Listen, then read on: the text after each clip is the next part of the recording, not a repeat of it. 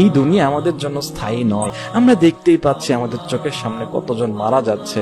আমরা দেখতেই পাচ্ছি একটা সামান্য পানির নিচে গিয়ে আমরা বেশিক্ষণ থাকতে পারি না, 1 মিনিটও যে জায়গায় আমরা থাকতে পারি না অক্সিজেন ছাড়া। সেই আমি কিভাবে আমাকে এত মহান মনে করি, কিভাবে আমার এত অহংকার। আপনি কোন দিকে যাচ্ছেন? আপনি যেদিকে যাচ্ছেন সেটা কি আপনাকে আলটিমেট সাকসেসের দিকে নিয়ে যাবে? সেটা কি আপনাদেরকে জান্নাতের পথের দিকে নিয়ে যাচ্ছে? আপনি একটু ভাবার চেষ্টা করুন, একটু বুঝুন, থামুন। আর কত?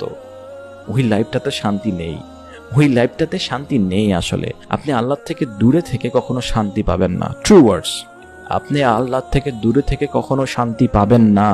আপনার যদি মনে হয় ওইটাই শান্তি, আসলে ওইটা শান্তি না, ওইটা ধোঁকা। আপনি নিজেও জানেন, ঠিক আছে? আপনি নিজেও জানেন যে ওই জগতে শান্তি নেই।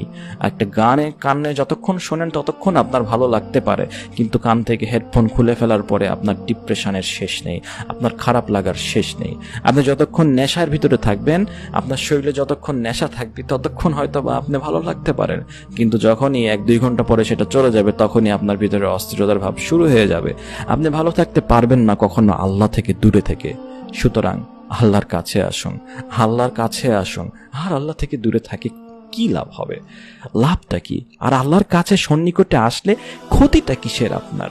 বরং তো সে জায়গায় লাভ আল্লাহ, কারণ তিনি হচ্ছেন আমাদের রব। তিনি আমাদেরকে খাওয়ান, তিনি আমাদেরকে পড়ান, তিনি আমাদের ইচ অ্যান্ড এভরি বিষয়গুলো আমাদেরকে দিয়ে সাহায্য করেন। তাহলে আমরা কেন আল্লাহর থেকে নিজেদেরকে দূরে রাখবো? কেন আল্লাহর থেকে আমাকে পালিয়ে বেড়াবো? কেন যখনই নামাজের সময় হবে তখনই আমরা কেটে পড়বো?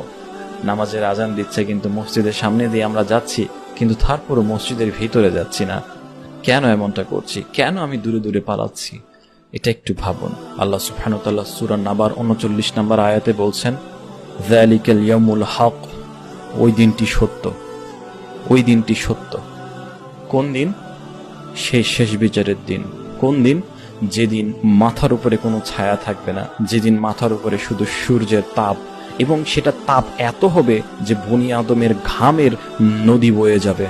সেই দিনটি সত্য, যেদিন ফেরেশতাগণেরা সারিবদ্ধ হয়ে দাঁড়াবে। সেই দিনটি সত্য, যেদিন কিয়ামত পর্যন্ত যত মানুষ বেঁচে ছিল প্রত্যেকটা মানুষ সারিবদ্ধ হয়ে আল্লাহর সামনে দাঁড়াবে বিচার কার্যের জন্য। সেই দিনে আপনি কি করবেন? সেই দিনে আপনি কি করবেন? যালিকাল ইয়াউমুল হক, ওই দিনটি সত্য। যে চায় সে যেন তার রবের কাছে আশ্রয় চায়, যে বাঁচতে চায় ওই দিনটি থেকে সে যেন তার রবের নিকট আশ্রয় চায়। হে আমার ভাই, একটু কল্পনা করুন সেই দিনের কথা। 7 শ্রেণীর ব্যক্তি ওই কিয়ামতের দিন, ওই হাসরের দিন, ওই বিচারের দিন আল্লাহর আরশের নিচে স্থান পাবেন। আল্লাহ যেই দিনে আল্লাহর আরশ ছাড়া অন্য কোথায় কোনো ছায়া থাকবে না, সেই দিনে আল্লাহর আরশের নিচে স্থান পাবেন 7 শ্রেণীর ব্যক্তি।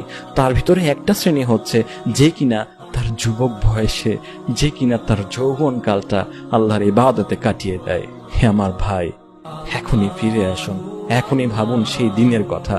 এই দুনিয়া আমাদের জন্য স্থায়ী নয়। আমরা দেখতেই পাচ্ছি আমাদের চোখের সামনে কতজন মারা যাচ্ছে। আমরা দেখতেই পাচ্ছি একটা সামান্য পানির নিচে গিয়ে আমরা বেশিক্ষণ থাকতে পারি না, 1 মিনিটও যে জায়গায় আমরা থাকতে পারি না অক্সিজেন ছাড়া। সেই আমি কিভাবে আমাকে এত মহান মনে করি, কিভাবে আমার এত অহংকার। এই দুনিয়াটা আমাদের জন্য স্থায়ী নয় প্রিয় ভাই।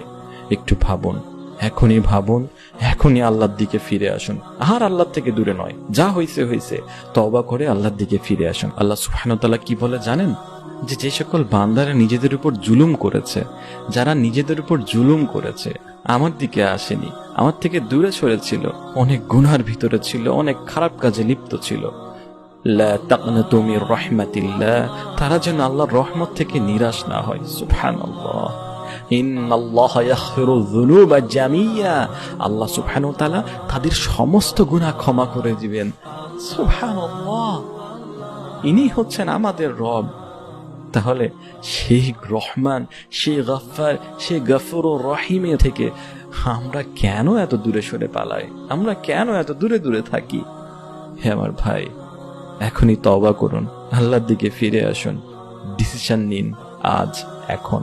এখন এই ডিসিশন নিন আপনি কিভাবে আপনার লাইফটাকে সাজাবেন। এখন এই ডিসিশন নিন আপনার জীবনের মোড় কোন দিকে যাচ্ছে, এটা কি আপনাকে আদতে ভালো ফল দিবে। ডিসিশন নিন আজ, এখন। আল্লাহর দিকে ফিরে আসুন। আল্লাহ আমাদের সবাইকে সেই তৌফিক দিন। ওয়া আখিরু দাওয়ানা আলহামদুলিল্লাহি রাব্বিল আলামিন। আসসালামু আলাইকুম ওয়া রাহমাতুল্লাহি ওয়া বারাকাতুহু।